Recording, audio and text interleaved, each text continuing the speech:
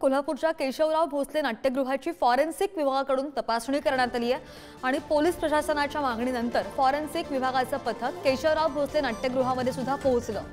या पथकाने नाट्यगृह परिसरामधून तपासणीसाठी आवश्यक नमुने सुद्धा गोळा केले आणि या तपासणी संदर्भातला आढावा घेतलाय आमचे प्रतिनिधी शेखर पाटील यांनी। पाहूया।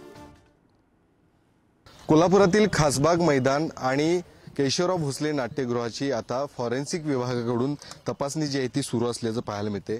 फॉरेन्सिक विभागाचं एक पथक जे आहे ते कोल्हापुरात दाखल झालेलं आहे आणि त्यांच्याकडून इथल्या नमुन्यांची खरतर माहिती जी ती घेतली। काही नमुने देखील बॅग्समध्ये पॅक करून फॉरेन्सिक विभाग जे ते घेऊन जाताना पाहायला मिळते। आपल्याला माहिती आहे की खरतर या संपूर्ण प्रकरणाची चौकशी जी आहे ती मुख्यमंत्री एकनाथ शिंदे यांनी लावली होती आणि त्यानंतर आपण पाहताय ही विभाग या ठिकाणी पोहोचलेला असून त्यांच्याकडून बारीक सारीक गोष्टींची देखील माहिती जी आहे ती घेतली जाते। काही नमुने जे आहेत ते बॅग्समधून कलेक्ट करून या ठिकाणी घेताना दिसत आहेत। खरतर कोल्हापुरातील केशवराव भोसले नाट्यगृहाला परवा आग लागली होती। या आगीमध्ये मोठ्या प्रमाणात नुकसान जे ते झालं होतं आणि त्यानंतर खरतर अनेक कोल्हापूरकरांच्या ज्या भावना जोडलेल्या आहेत या नाट्यगृहाशी आणि त्यानंतर मोठ्या प्रमाणात या आगीसंदर्भात चौकशी लावण्यात यावी।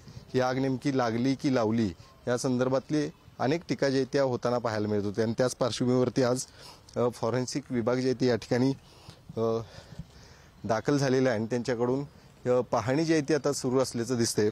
त्यामुळे नक्कीच या सगळ्या फॉरेन्सिक विभागानं कलेक्ट केलेल्या नमुन्यांमधून नेमकी माहिती पुढे काय येते हे देखील पाहणं आता गरजेचं असणार आहे। शेखर पाटील, पुढारी न्यूज, कोल्हापूर।